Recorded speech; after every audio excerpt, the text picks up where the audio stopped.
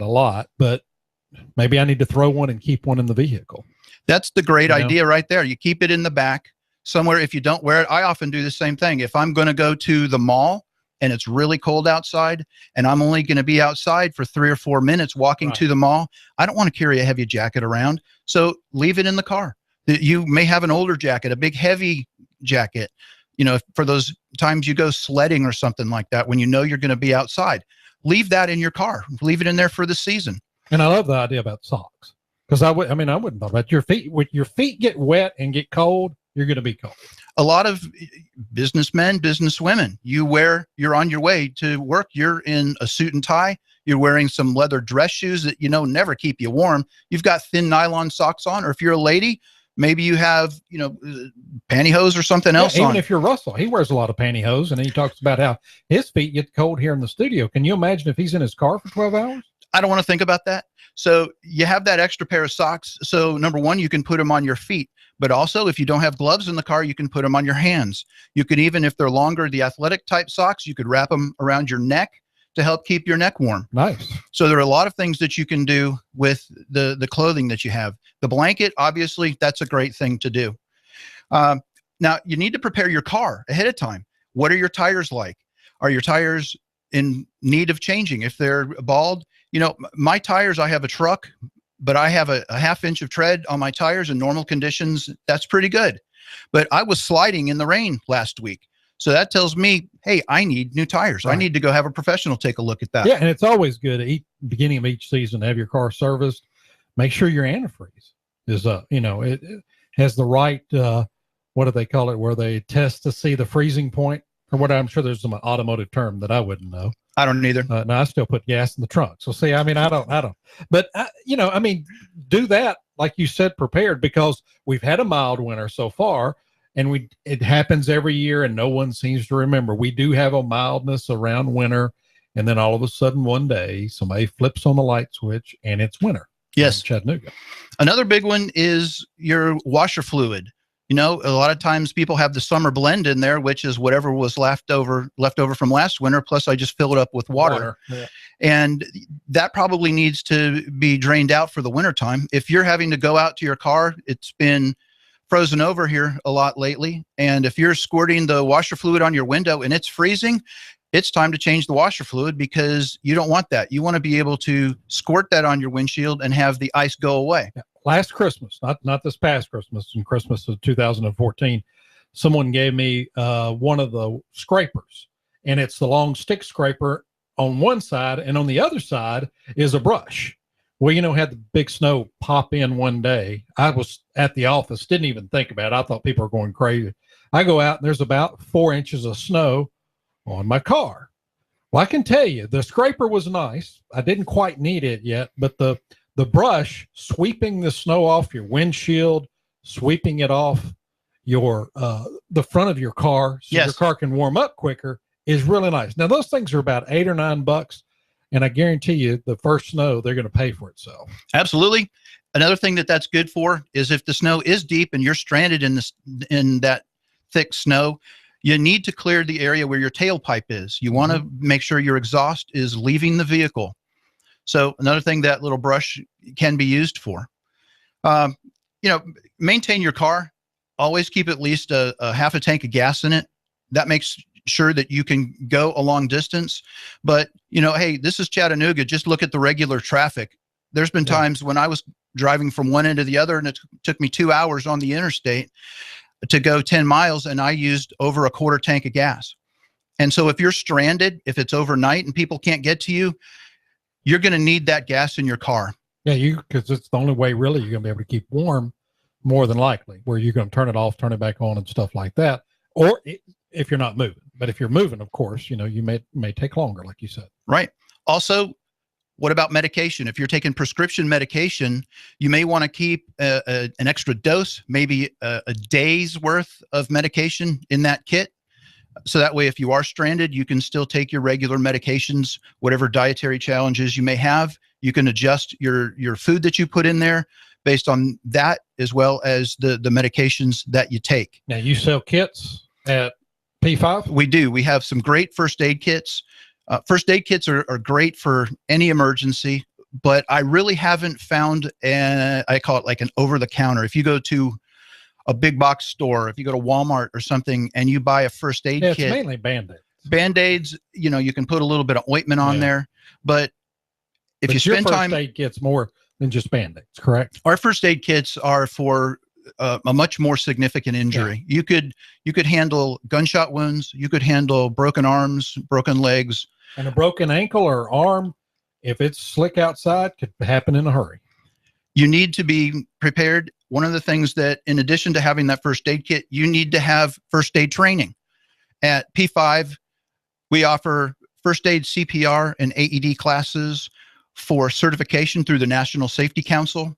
We're also planning. What is the AED, not ADD? I'm sorry. Because you could teach the ADD classes, but what's the AED classes? The American. The AED is the defibrillator. Oh, okay, so that you can get trained. The AED, automatic external defibrillator, right. Businesses have those.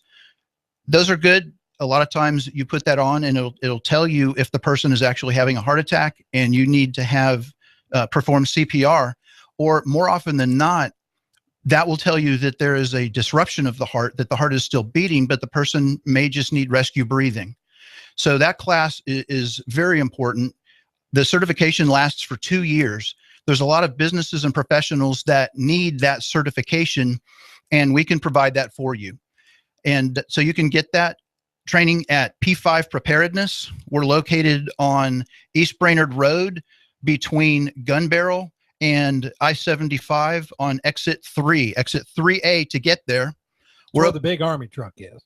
You can't miss it. I know if you've turned and gone down Gun Barrel Road and you're going East Brainerd Road, like you're going to Gun Barrel from 75, I guarantee you on the right-hand side, you've seen the big deuce-and-a-half Army truck that sits up there like a proud American would.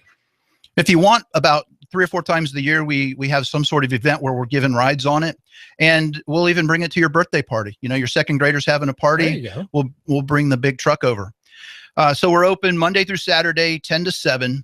You can learn about our classes on our website, p5preparedness.com, but probably the best place to find out what we do is on Facebook.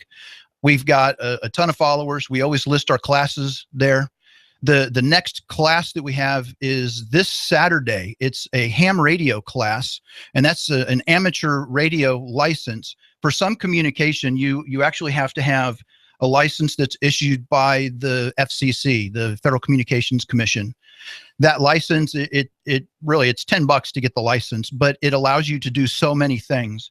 The government really does not do anything other than issue you a certificate and wait 10 years for you to tell them that you've recertified. If you're not doing anything illegal activities would be things like advertising a business. The point of this, it is amateur radio. It's for hobbyists and it's for emergency situations. So it's really a great tool for people to have. If you're in preparedness, communication is one of the keys that you have to have. And so this is one of the steps that you can take to where you can communicate with the outside world. This is a 2-meter ham license. That's not what it's called. It's called the technician license, but it allows you to communicate on the 2-meter band, where if you're not familiar with radio, that's okay with the ham bands and stuff. It doesn't matter. You buy the radio, the 2-meter radio from us, and it covers the frequencies that you can talk on. And one thing I think is cool, if you buy a radio from you guys, y'all program it for them. We do. We will put in all the frequencies within about 100-mile radius of Chattanooga. So if you're driving, you can tune to the different stations to hear what's going on those stations or the repeaters that are in that area.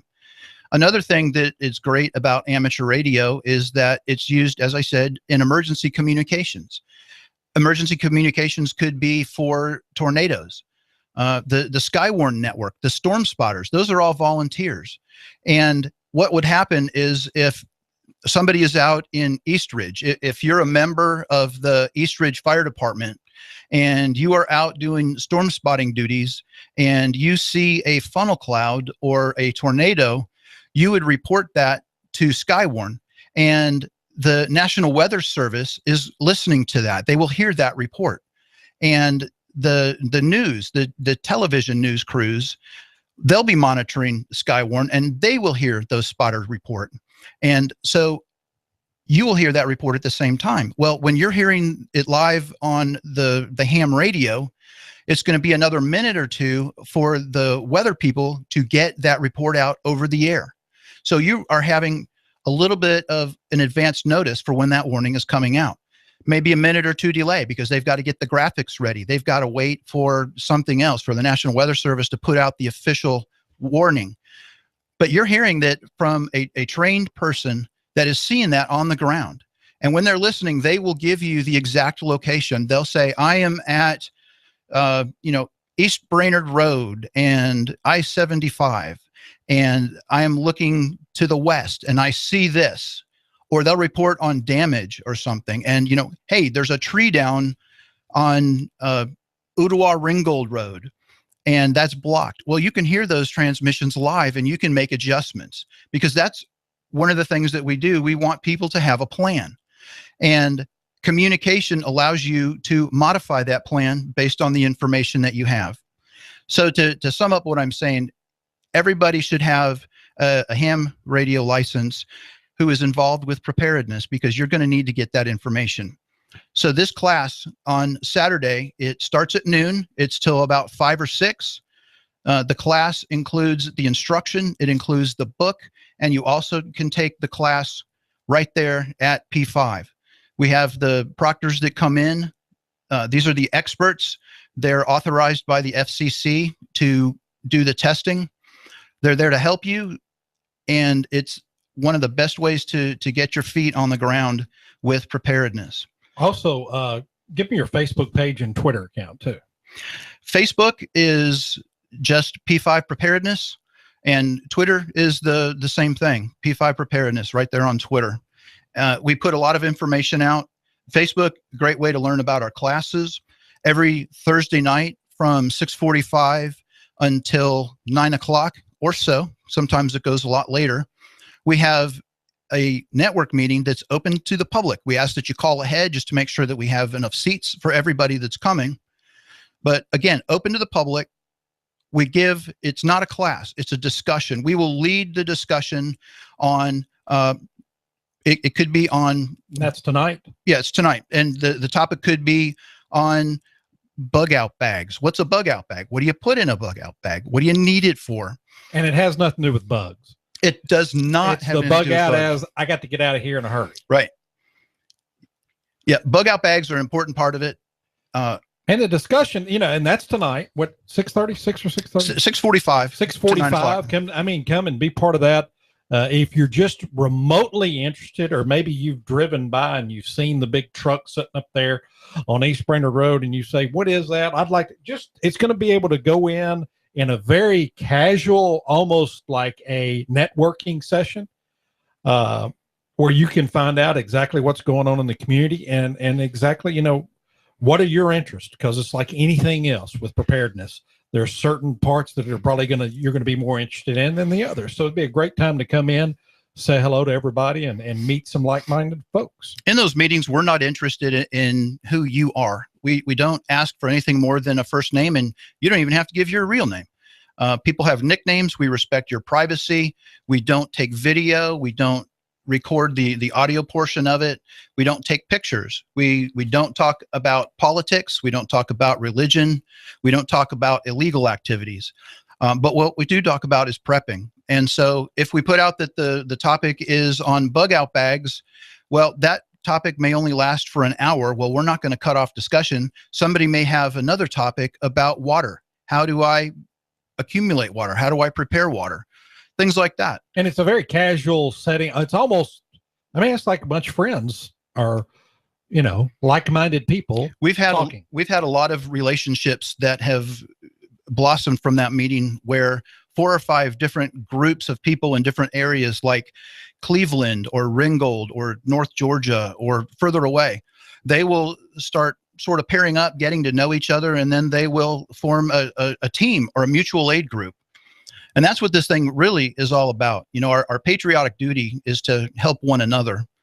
And so when we come back after the break, we're going to talk a little bit about the militia thing that's going on in Oregon. We'll talk a little bit about the Obama gun control attempt. Really good news for Tennesseans. Barack Hussein Obama, the Muslim in chief? Yes. Okay. I'm not going into the nicknames there. That's me. That's me. That has nothing to do with P5. But if you're a Tennessean, there's really good news about what's happening or what has happened with the change that Obama is presenting to us. Like I said, there's hope. There's good news. We're not going to worry about it. This is Hot News Talk Radio, AM 1240. I'm Duke Nukem, and we'll be back in a minute.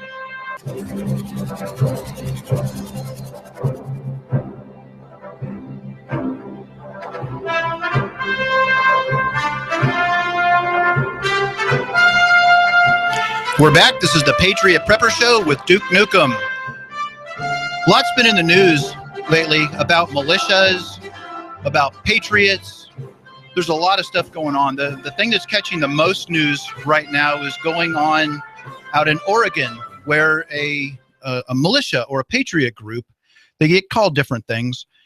They've taken over they say they've taken over a federal building. Well, I think of a federal building as a courthouse in a major city. A log cabin. This is the office of a wildlife refuge. Most wildlife refuges don't have a lot of people because the wildlife refuge there is to protect the wildlife. It's not there as a tourist attraction. There's probably a few park rangers there, probably no more than 10 or 12 people actually work at that thing. So there's not that many people there.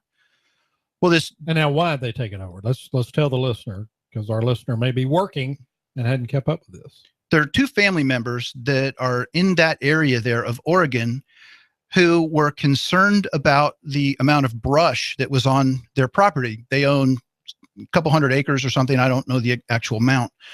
But, you know, if you've probably heard about the wildfires that happen out in the West, they're getting out of control. And a lot of that is because the federal government has decided on some sort of natural progression. They do not want to clear the brush. So it just builds up.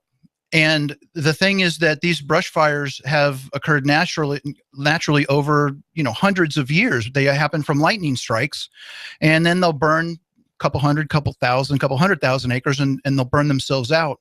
Well, the federal government no longer wanted that to happen, and rightfully so. If it's going to damage property or things like that, you got to intervene. But the thing is that they quit doing it, so this underbrush builds up to where there are these massive fires. So a father and son in Oregon decided they were going to do some backfires on their own property, and they lit the fires. They burned the undergrowth on their property. Well, they back up to national forest land, to federal land. The fire got out of control, went onto that property. So to wrap this thing up, the brothers, or the son and the father, were sentenced to prison. They served their time. The father, I think, served 3 months. The son served a year in prison. And then they got out of prison 5-6 years ago. And recently, a federal judge decided they didn't serve enough time. So they've been sent back to prison for, I think, another 4 years. So 9 years for burning federal land. Right. Like 200 and something acres, correct? I believe so. I don't think it was that much. But, I mean, but they should not be able to get out. What is wrong with it? They admitted what they did. It was an accident. And so they were hammered with the law. I understand that. But, if we blow up a hospital in Afghanistan, or if they blow up a hospital here, or if they attack the World Trade Center, we let them out of Gitmo. Right. Okay. I'm piecing this together. And it makes no sense, but that's okay. So the Bundys, they're the ones that have come into this. They're not kin to Ted. Say again? They're not kin to Ted Bundy. No. Okay. Thankfully, I don't think. I didn't do that kind of research. This group has come in from other parts to support these two family members. It turns out that the two family members that were sent back to prison didn't want their help, and they've actually voluntarily gone back to prison. Well, you still have this group of people, and I don't know if it's 12 people or 300. They've taken over this federal building, and they're demanding certain things. And they said they will fight. They don't want violence, but they're prepared to defend themselves. This isn't what the Patriot movement is about, in my perspective. The Patriots get a bad name. They get associated with everything that's bad. And if you look at the definitions that the government has given, if you are a veteran, if you are a gun owner, if you're a Christian, if you're a conservative, there's a few other ones in there, but you're considered a potential terrorist. We're on the danger list. So I think it's important that we understand our rights and understand the names that we're being called. And, you know, if I don't stand and march with the Black Lives Matter group, well, then I'm possibly perceived as a racist. Well, now I'm considered a terrorist, and now I'm considered a militia member. Well, we need to get over those names, and we just need to stand up for what is right. And we need to back our brothers and sisters in our fights when they make sense, when they're the right things to do, when we are truly defending the Constitution. Well, it's pick your battles type thing. You know, I mean, is that a battle that's going to make a huge difference in putting this country back on the right track? I don't have an answer for that. I don't think any of us do. And this Oregon situation is one where it could go either way. I've heard that special forces troops, FBI hostage rescue teams, all these groups are going to go out there and end this thing. Well, I don't think that's the right thing to do either. I hope those militia guys are not wanting that to happen. That won't go well for them. And I would agree. You know, you have to win the public.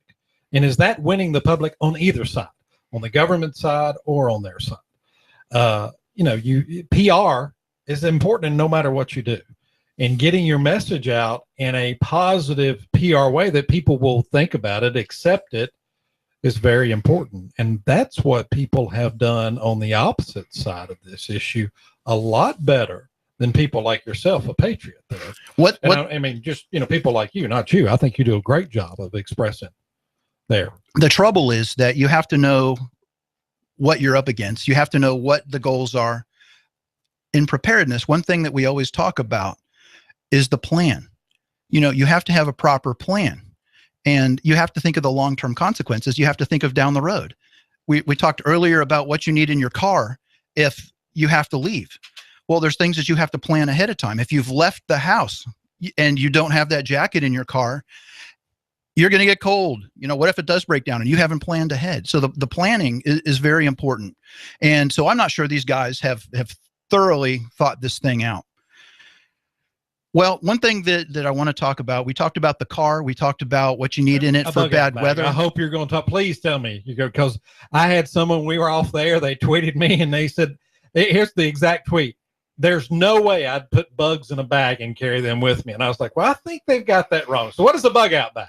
The bug out bag is what you take with you when you leave your house for good. You have to be prepared for what you're going to take with you. The first part of bugging out, before you even have the bag, is what's the plan? Where are you going? You have to have a plan for that.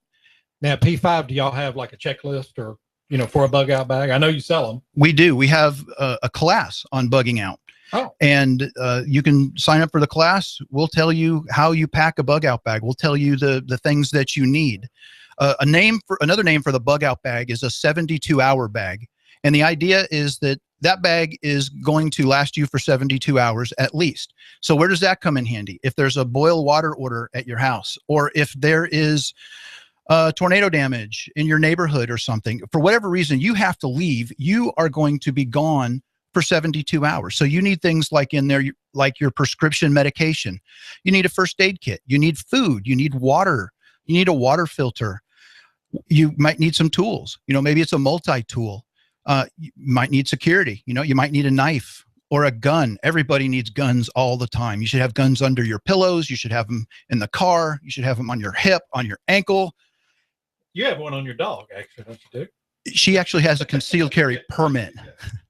That's good. I like that. I like, you know what? Of all the advice you've given, I like that you should always have a gun with you. I have a bug out bag for my dog because I'm not carrying. Important. She's a smart dog and she has to eat. She needs water, so she can carry it herself. But that was prepared. That was a plan.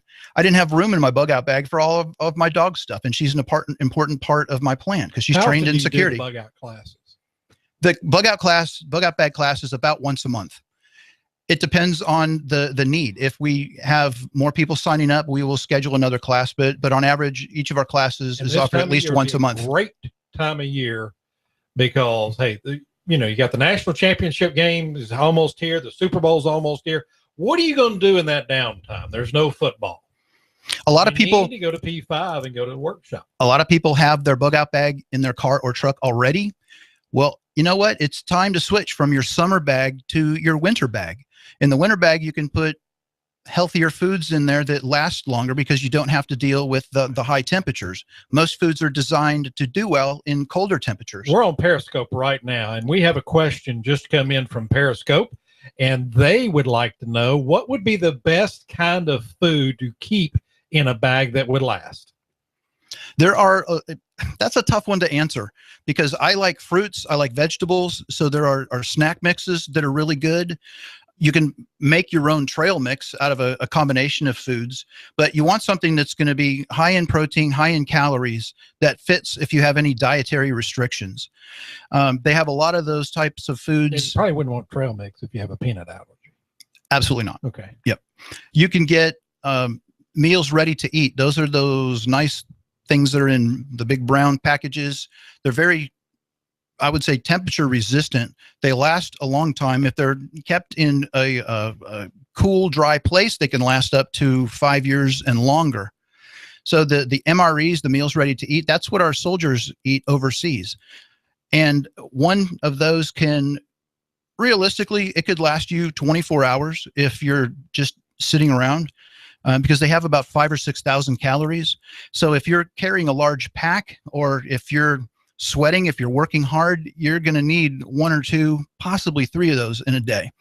Most soldiers will get either 1 of 2 per day for their activities. And talking about the bug out bag, what do you suggest? You suggest a backpack or just a bag you carry? I mean, when you are doing your class, what do y'all present as your bug out bag? It is a backpack, and you need it to be fitted to you. It has to fit your needs. It should be of a sturdy type material, a quarter of nylon or something. It shouldn't be just a weekend camping backpack, because you are going to have to be walking with that. It should have a waist pad, something that fits around your waist. It has shoulder straps. It has a sternum strap around the front of it. So that way you can carry your stuff and it'll be secure. This area is not all flat. We're not in a desert where, you're not always going to be walking on a road. You might be walking through trees, over streams. Well, plus you need your hands free, don't you? You might have to have a flashlight or. Well, you should be carrying, yeah. If this is the time when you're bugging out, you should be carrying a rifle, and you're going to need both hands for that, or you're going to need a flashlight. Right. If you're just out for hiking, obviously, just planning, preparing. If you're just traveling around on the weekends, hiking is a great activity. I got to break in and say, somebody on Periscope wants to know where you can buy MREs. MREs, they're getting harder to find. We have some MREs at P5 Preparedness. And where is that, Duke? P5 Preparedness is located on East Brainerd Road. It's between Gun Barrel and I-75 on exit 3. You go off of exit 3A, you go up the hill for about a half mile. And on the right side of the road, you'll see the big deuce-and-a-half Army truck. I guarantee if you've been on that part of Brainerd Road, East Brainerd Road, you've seen the truck. Our address is 1309 Panorama Drive, and we're in Suite 115. And so that's at the corner of Panorama Drive and East Brainerd Road. Hours are 10 a.m. to 7 p.m. Monday through Saturday, and occasionally we have classes on Sunday. So we have the meals ready to eat. We have Mountain House foods. Those are in packages. We have number 10 cans, but for a bug out bag, you'd want to go with the smaller pouch. The Mountain House pouches are fantastic. They really taste good. A lot of the storage foods that you put up, they're not going to taste as good as the Mountain House packages. We have a Boy Scout troop. That is an important question, and we've talked about this off the air. How does the stuff taste? I mean, I'm sure some stuff tastes better than others. It's like, my cooking tastes wonderful and great, and Russell's tastes like, well, I can't say that word on the air. But okay, so you've got, tell me, do they taste decent? Do they taste good? What do they taste like? I think the average for the most of them, I would say 90%, and I've had about 90% of them. There's a few things that I don't like. I don't particularly like seafood, and they have shrimp in a couple of them, so I haven't eaten that. But again, 90% I would say taste good to really good. And they're very easy to prepare, where you would pour about 2 cups of boiling water into the pouch. You stir it, you seal the pouch up, and you let it sit for 5 minutes. And then after 5 minutes, you open it up, you stir it a little bit more. And what is happening is the food that's in there, the rice, the noodles, the beans, the meats that are in there, they're absorbing that hot water. They're reconstituting, because most of these are freeze-dried or dehydrated, one of the two. And so that water that you've poured in is being absorbed. And for the most of them, I found that I just like to add a little bit of pepper and salt to them, and they are tasty. They're tasty. It's not something that you have to hold your nose to choke it down. It's nothing like that. And I've eaten those kind of things. Right. But you have to hold your nose to choke down, or not the good stuff. So, I've been over to people's houses for holidays, and the food, you have to hold your nose and choke down. The Mountain House foods that I've had are very good. Okay. I've got another question here from Periscope, and we are live on Periscope.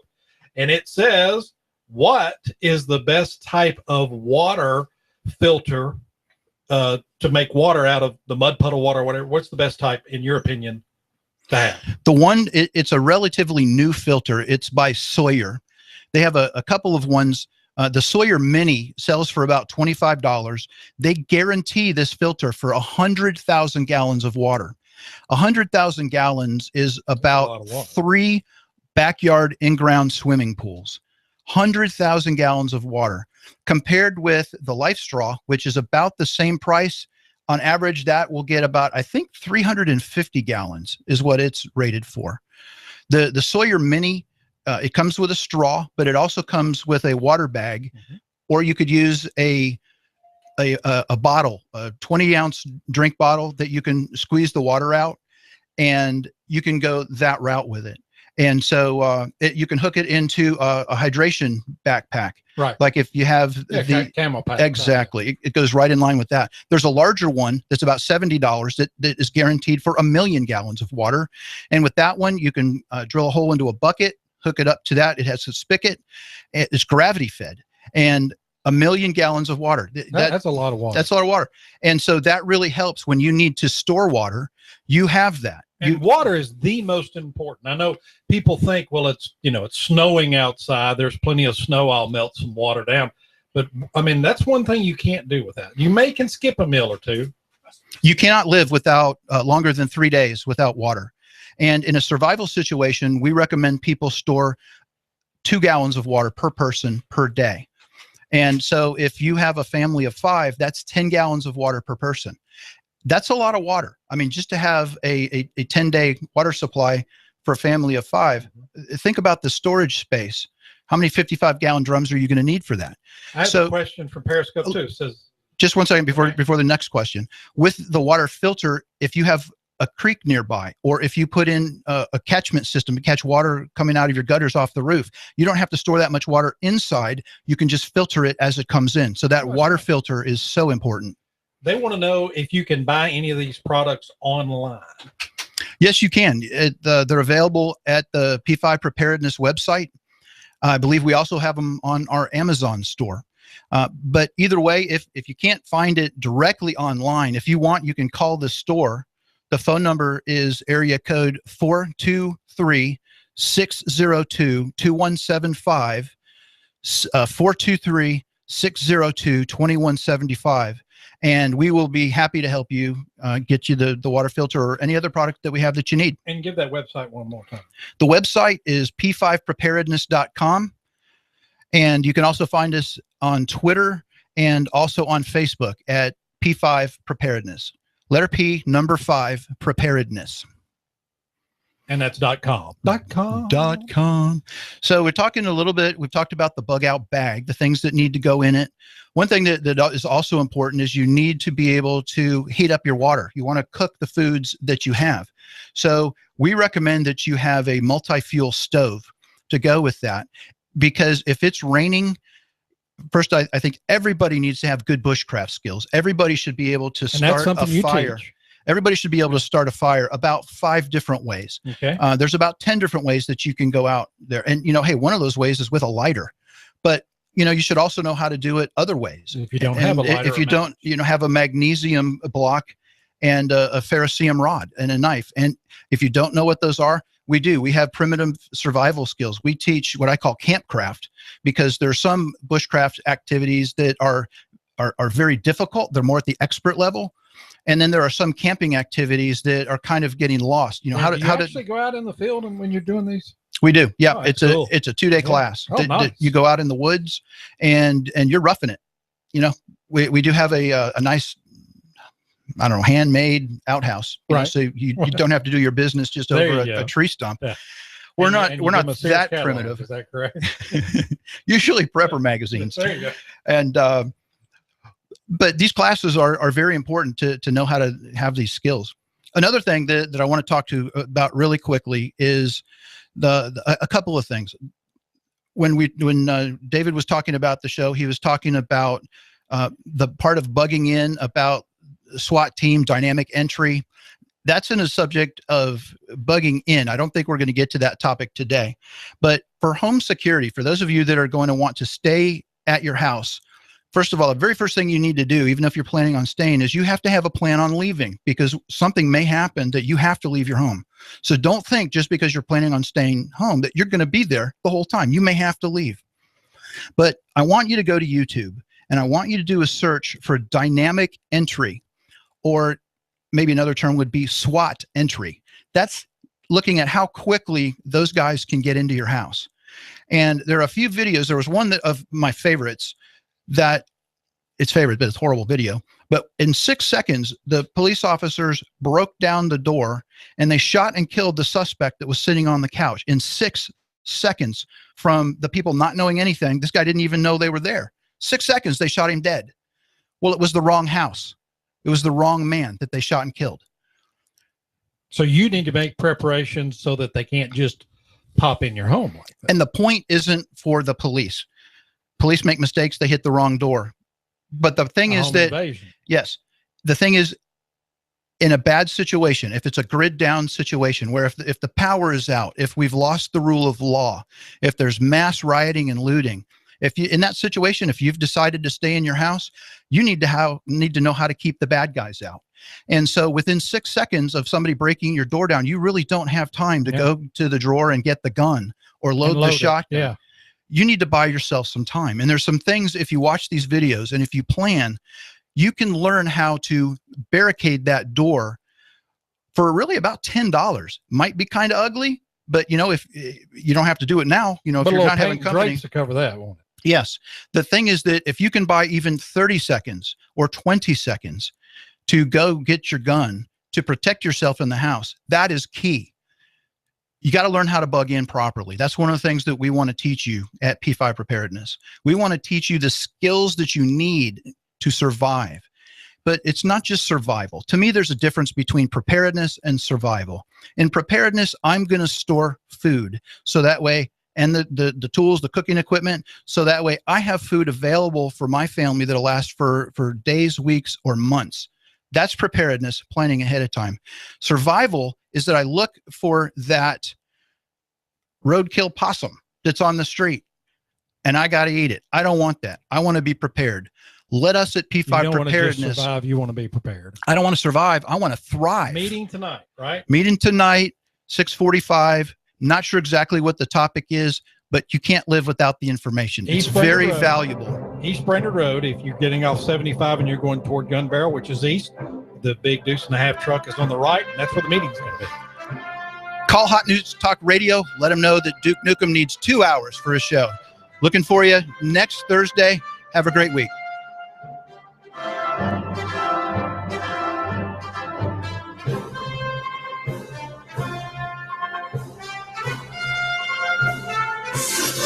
You give us 12 minutes and 40 seconds, we'll give you Chattanooga and